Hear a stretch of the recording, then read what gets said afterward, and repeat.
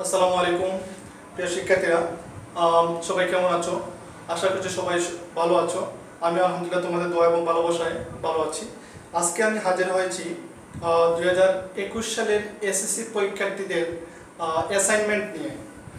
আজকে আমি পদার্থবিজ্ঞানের প্রথম সপ্তাহের দুটি অ্যাসাইনমেন্টের মধ্যে প্রথম অ্যাসাইনমেন্টটি সলভ করে দিব। তোমরা অবশ্যই আমার ভিডিওটি লাস্ট পর্যন্ত দেখে তোমাদের গুরুত্বপূর্ণ এই অ্যাসাইনমেন্টের সলিউশন তোমরা দেখতে পাবে ইনশাআল্লাহ। তো আমি প্রথমেই প্রশ্নটি উদ্দীপকটি একটু দেখে বলে নিচ্ছি। উদ্দীপকে কিন্তু স্পষ্ট করে বলে দেওয়া আছে যে একটি প্রজেক্ট মডেল তৈরি করার জন্য তোমার মোটা আর্ট পেপারের প্রয়োজন। নর্মালি তোমাদের যখন কোনো প্রজেক্ট তৈরি করতে হয় বা অ্যাসাইনমেন্টের জন্য একটু মোটা আর্ট পেপারের প্রয়োজন হয়। কোভিড-19 মহামারীর কারণে তোমার পরিচিত স্টেশনারি দোকানটি খুলছে না। নর্মালি আমরা যে পরিস্থিতির শিকার এখন মহামারীর কারণে তোমার পরিচিত যে দোকানটি আছে স্টেশনারি, সেই দোকানটি না খোলা থাকার কারণে তুমি যেই দোকানটি খোলা আছে তার দোকানে অসাধু বলে লোকালের দুর্নাম আছে।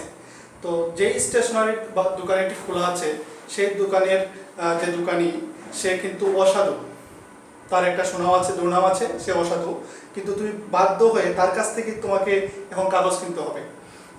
দোকানে তোমাকে যে কাগজ দিয়েছে তার মান হচ্ছে 160 গ্রাম বাই মিটার স্কোয়ার বলে দাবি করছে সে দোকানি। সেই অসাধু দোকানদার তোমাকে যে কাগজ দিয়েছে সে কাগজের মান হচ্ছে 160 গ্রাম বাই মিটার স্কোয়ার বলে সে দাবি করছে।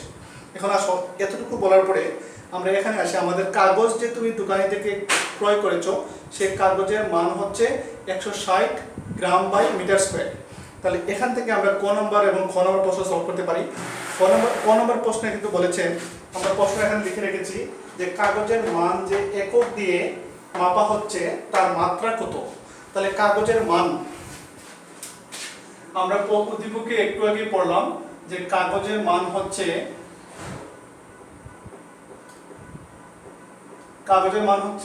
160 গ্রাম বাই মিটার স্কোয়ার। কাগজের মান হচ্ছে আমার 160 গ্রাম বাই মিটার স্কোয়ার। এখন এই যে এটা আমরা একক কি জানি, একক হচ্ছে গ্রাম বাই মিটার স্কোয়ার। এটা আমরা মাত্রা বের করব। তাহলে মাত্রা হচ্ছে গ্রামের মানে হচ্ছে বর, মানে বরের মাত্রা। গ্রাম তো বরের একক মাত্রা, বরের একক হচ্ছে গ্রাম, আর গ্রাম হচ্ছে বর, যেহেতু বরের একক গ্রাম। তাহলে আমরা এখানে লিখতে পারি যে বরের মাত্রা যেহেতু বের করবো আমরা, তাহলে আমরা লিখতে পারি এখানে বরের মাত্রা, আর নিচে হচ্ছে মিটার স্কোয়ার।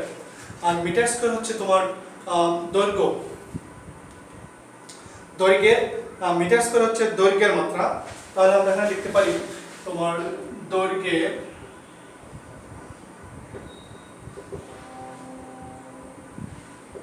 মাত্রা। তাহলে বরের মাত্রা হচ্ছে, আমরা জানি বরের মাত্রা হচ্ছে এম, ক্যাপিটাল এম।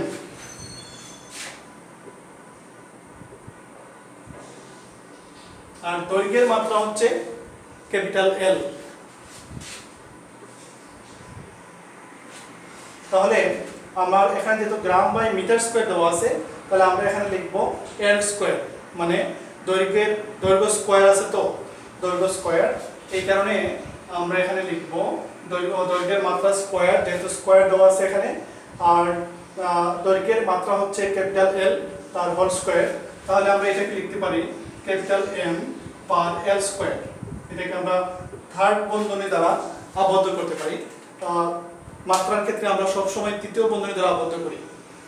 আশা করছি তোমাদের ক নাম্বার এতটুকু সলভ তোমরা অবশ্যই বুঝতে পারবে।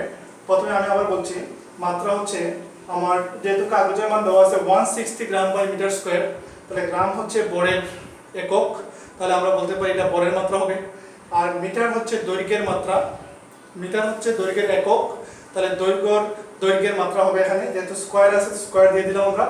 বরের মাত্রা হচ্ছে ক্যাপিটাল এম, আর দৈর্ঘ্যের মাত্রা হচ্ছে ক্যাপিটাল এল, যেহেতু এখানে স্কোয়ার আছে স্কোয়ার, তাহলে এম পার এল স্কোয়ার। এই হচ্ছে আমার ক নম্বর প্রশ্নের সলিউশন। এখন আসো খ নম্বর প্রশ্নে। খ ক নম্বর প্রশ্ন তারা বলেছে কিলোগ্রামে মাপলে এই মানের একক কি দাঁড়াবে। যদি আমরা কিলোগ্রামে মাপি, মানে কাগজের মানকে যদি আমরা গ্রাম বাই মিটার স্কয়ার থেকে কিলোগ্রামে নিয়ে যাই, কিলোগ্রামে যদি আমরা নিয়ে যাই তাহলে কত হবে। তাহলে এই যে কাগজের মান, এই কাগজের মানটা হচ্ছে আমার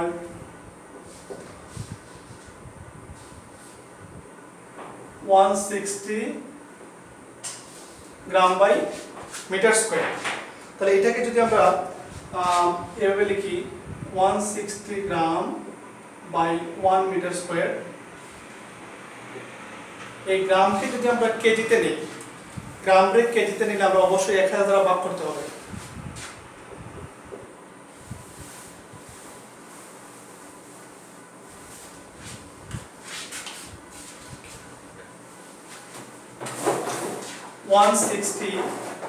কেজি, তাহলে আমরা গ্রামে কেজিতে নিলে 1000 দ্বারা ভাগ করা লাগবে ইনটু 1 মিটার স্কয়ার। আমরা যদি 160 কে 1000 দ্বারা ভাগ করি তাহলে আমরা কি পাবো, 0.16 কেজি বাই মিটার স্কয়ার। আর এটি হচ্ছে আমার 4 নম্বরের অ্যান্সার। প্রিয় বন্ধুরা, অবশ্যই তোমরা এটা একেবারে ইজি, জাস্ট আমরা গ্রাম বাই মিটার স্কয়ারে কেজিতে নিয়েছি। আমরা জানি গ্রামকে কেজিতে নিলে 1000 দ্বারা ভাগ করা লাগে, আর আমরা তাই করেছি, 1000 দ্বারা ভাগ করেছি। আর 160 কেজিকে আমরা যদি 1000 দিয়ে ভাগ করি তাহলে আমরা 0.16 কেজি পার মিটার স্কয়ার পেয়ে যাব। আমাদের ক নম্বরের সলিউশন হয়ে গেল। এবারে গ নম্বর অংশে আমাদের উদ্দীপকের আরেকটু অংশ পড়তে হবে। আমরা শুধু কাগজের মান 160 গ্রাম বাই মিটার স্কয়ার দিয়ে ক এবং খ সলিউশন করলাম। গ নম্বর প্রশ্নটা হচ্ছে আমাদের এ ব্যাপারে নিশ্চিত করার জন্য তোমাকে কমপক্ষে কতগুলো কাগজ কিনতে হবে, তোমার হিসেবের সপক্ষে যুক্তি দাও। তাহলে আমাকে কতটা কাগজ কিনতে হবে এটা বের করতে হবে আমাকে।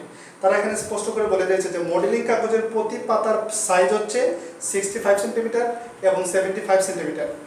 তুমি স্থির করলে যে দোকানিটির কথাটা যাচাই করে দেখবে। সে দোকানি তোমাকে, অসাধু দোকানদার তোমাকে বলে দিয়েছে যে তুমি যে পেজ, মডেলিং পেজ, এই পেজের হচ্ছে 60 সেন্টিমিটার সাইজ এবং 75 সেন্টিমিটার। তুমি এটা স্থির করলে যে আসলে তার কথা সত্য কিনা তুমি সেটা যাচাই করতে চাও। তো বাসায় তোমার কাছে যে মাপার ফিতা আছে, তুমি যেই ফিতা দিয়ে মাপবা, মানে কাগজের সাইজ মাপবা, তোমার কাছে বাসায় যে ফিতা আছে সেই ফিতা হচ্ছে 2 সেন্টিমিটার। এই 2 সেন্টিমিটার ছোটো কোনো কিছু প্রয়োগ করা যায় না। 2 সেন্টিমিটার থেকে ছোট কোনো কিছু তোমার বাসায় যে ফিতা আছে সেটাতে প্রয়োগ করা যায় না। আর কোনো মানে তোমার বাসায় যে রান্নার মাল মশলা আছে সেগুলো মাপার জন্য তোমার কাছে যে ডিজিটাল নিক্তি আছে সেটা 20 গ্রামের নিচে কোনো ভর রেকর্ড হয় না, মানে 20 গ্রামের বেশি হওয়া লাগে। তো তার মানে 8 গ্রামের কোনো বস্তুর ভর সঠিকভাবে মাপতে হলে তোমাকে 5টি বস্তু নিতে হবে। অর্থাৎ 5টি বস্তু যদি আমি নেই, 8 গ্রামের কোনো বস্তু সঠিকভাবে মাপতে হলে আমার 5টা বস্তু নিতে হবে, কারণ 5 আর 40, আর 40 গ্রাম হয়ে গেলে তখন কিন্তু 20-এর চেয়ে বেশি হয়ে গেল। আর এটা 40টা হয়ে গেল 20-এর দ্বিগুণ, 20-এর 2 গুণিতক। সুতরাং এটা ইজিলি তোমার নিক্তি দিয়ে, বাসা নিক্তিতে তুমি মাপতে পারবা। এরপরে হচ্ছে তার মানে তারপরে হচ্ছে যাতে তাদের সম্মিলিত ভর 40 গ্রাম হয়। এই যে 5 আর 40 হয়ে গেলে এটা 20-এর চেয়ে বেশি হয়ে গেল, আর সম্মিলিত ভর 40 গ্রাম হয়ে গেল। সুতরাং এটা 20 গ্রামের গুণিতক। তোমার অন্য কোনো যন্ত্র ব্যবহারের সুযোগ এখানে নেই, এই যন্ত্র দিয়ে তোমাকে পরিমাপ করতে হবে। তাহলে আমাকে এখানে বলেছেন যে আমার কয়টা কাগজ লাগবে। আমার কাগজের দৈর্ঘ্য হচ্ছে 65 সেন্টিমিটার, আর প্রস্থ কাগজের সাইজ হচ্ছে 65 সেন্টিমিটার ইন্টু 75 সেন্টিমিটার। আমি একটা এক্সাম্পল দিই। আমি একটা পেজ দিলাম, পেজটা হচ্ছে এটা হচ্ছে 65 সেন্টিমিটার আর এটা হচ্ছে 75 সেন্টিমিটার। তাহলে আমি যদি দুইটা পেজ দেই তাহলে এটা হচ্ছে 65 সেন্টিমিটার, এর মানে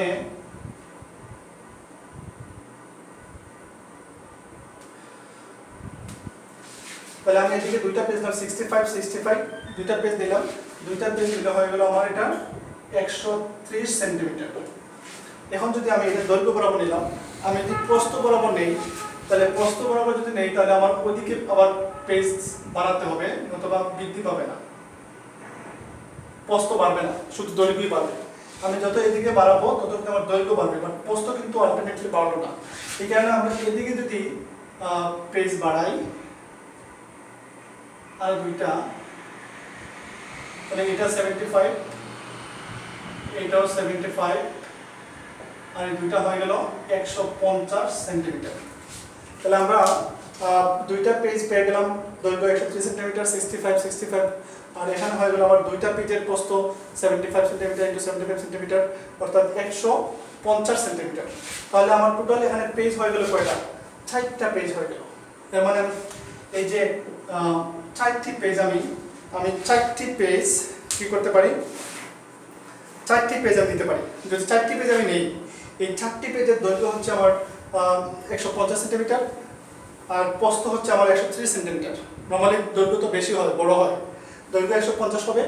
75 হচ্ছে দৈর্ঘ্য ছিল একটা পেজের দৈর্ঘ্য ছিল 175, আর প্রস্থ হচ্ছে 65। তাহলে দুইটা পেজের প্রস্থ দৈর্ঘ্য হয়ে গেল আমার 150 সেন্টিমিটার, আর প্রস্থ হয়ে গেল 130 সেন্টিমিটার। তাহলে আমরা এখানে 4টা পেজ পাইলাম। তাহলে 4টা পেজের দৈর্ঘ্য হচ্ছে,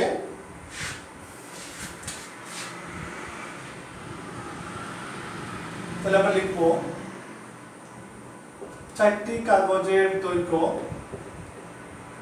150 সেন্টিমিটার।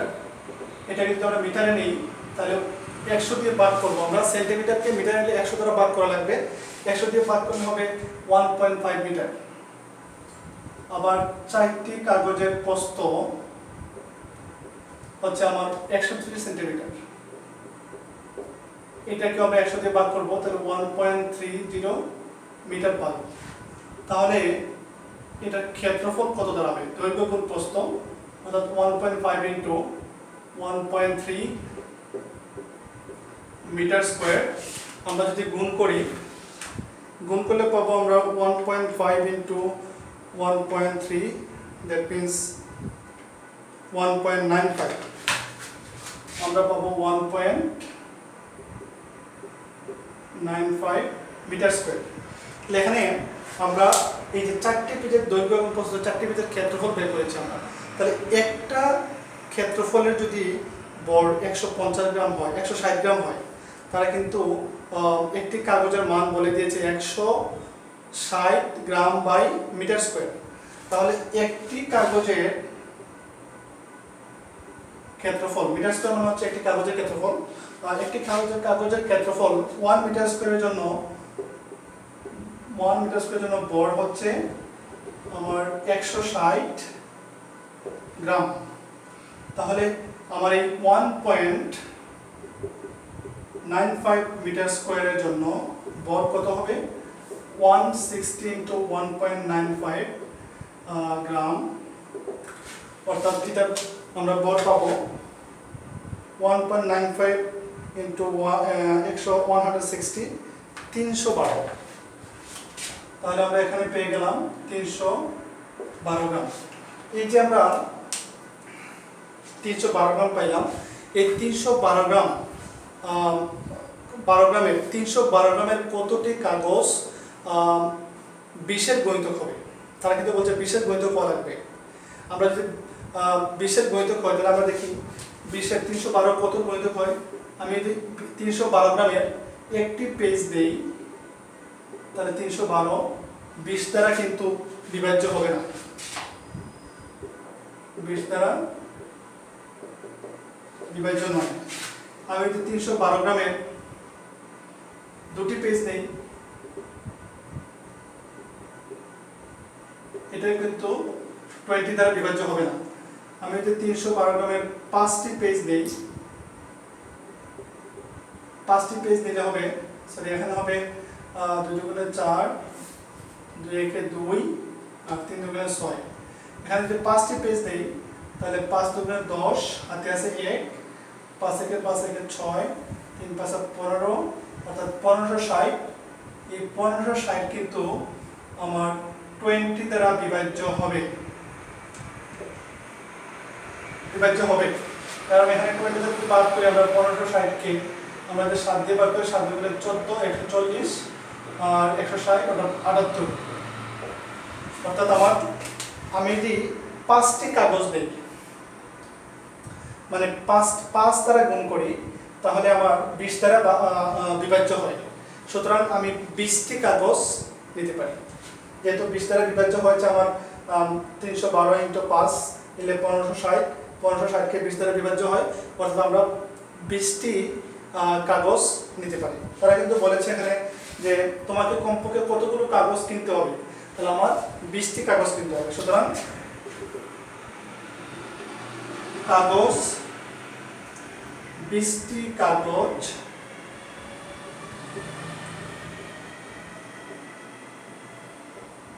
কিনতে হবে। এই হচ্ছে তোমাদের গ নম্বর প্রশ্নের সলিউশন। তোমরা আর একটু স্টার্টিং দিয়ে তোমাদের মনের মতো করে লিখবে। আমি জাস্ট ম্যাথমেটিক্যাল বিষয়গুলো একটু সাজিয়ে দিয়েছি, বাকিটা তোমাদের নিজের মতো করে লিখবে। গ নম্বর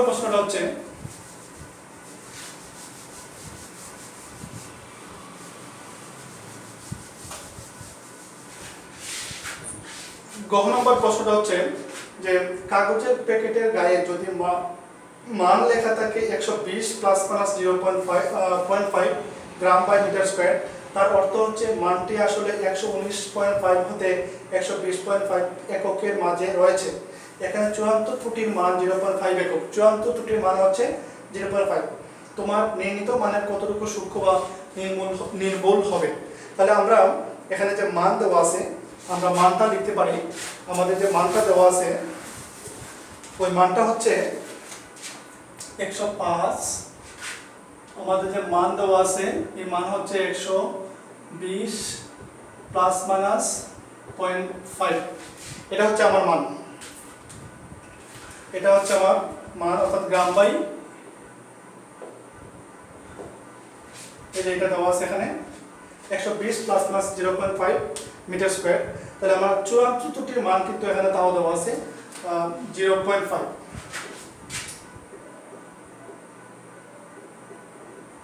চূড়ান্ত ত্রুটির মান হচ্ছে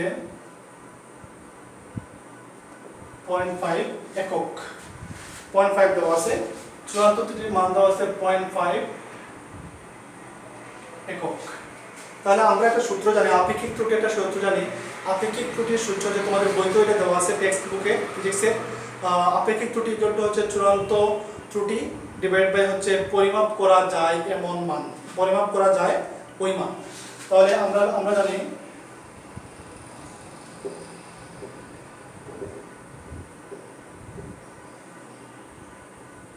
আপেক্ষিক ত্রুটি ইকুয়াল টু হচ্ছে চূড়ান্ত ত্রুটির মান,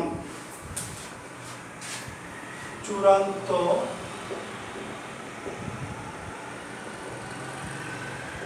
ত্রুটির মান ডিভাইড বাই পরিমাপ করা মান। তাহলে চূড়ান্ত ত্রুটির মান হচ্ছে আমার 0.5, পরিমাপ করা মান হচ্ছে 120। আমরা 0.5 কে যদি 120 দিয়ে ভাগ করি, 0.5 divided by 120, এর মানে হচ্ছে 0.00416, 0.00416। এটাকে আমরা 0.167 ইন্টু 10 টু দি পাওয়ার -3 লিখতে পারি, -3ও লিখতে পারি আমরা এটাকে। এটাকে আমরা এইভাবে লিখতে পারি 4.167 ইন্টু 10 টু দি পাওয়ার -3। এই হচ্ছে আমার আপেক্ষিক ত্রুটি। এটাকে যদি আমরা শতাংশের মানে পার্সেন্টেজের মানে হিসাব করি, তাহলে শতাংশের হিসাবে এটা হবে 4.167 into 10 to the power -3 into 100%। তাই এটাকে যদি আমরা 100% করি তাহলে হবে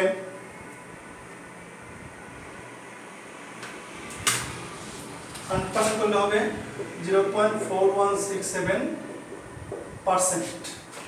এটা হচ্ছে আমার শতাংশের হিসেবে মান, অর্থাৎ এটা হচ্ছে আমার ত্রুটির মান।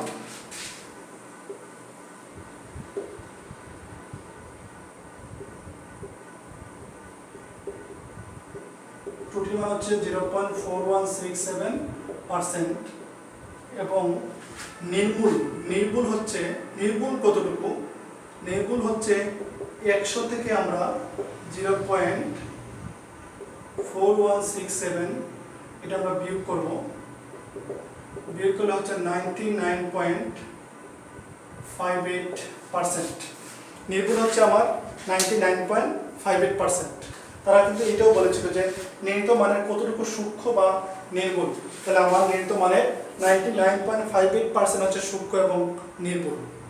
প্রিয় বন্ধুরা, আশা করছি তোমরা এই ক খ গ গ হ ফিজিক্সের প্রথম যে অ্যাসাইনমেন্ট এখান থেকে তোমরা অবশ্যই বুঝতে পারবে এবং তোমরা তোমাদের মতো করে ম্যাথমেটিক্যাল টার্মগুলো আমি ভালো করে বুঝিয়ে দিলাম। স্টার্টিংটা তোমরা একটু সুন্দর করে লিখবে। আমি ধারাবাহিকভাবে প্রত্যেকটা ফিজিক্স এবং কেমিস্ট্রির অ্যাসাইনমেন্টগুলো আমি তোমাদের আপলোড করবো ইনশাল্লাহ। তোমরা অবশ্যই প্রত্যেকটা অ্যাসাইনমেন্ট আমরা এখান থেকে সংগ্রহ করতে পারবে। পাশাপাশি তোমরা আমার এই চ্যানেলটি অবশ্যই সাবস্ক্রাইব করবে, তাহলে তোমরা আমার প্রত্যেকটা ভিডিও পেয়ে যাবে। সবাইকে মোবারকবাদ। আল্লাহ হাফেজ, আসসালামু আলাইকুম।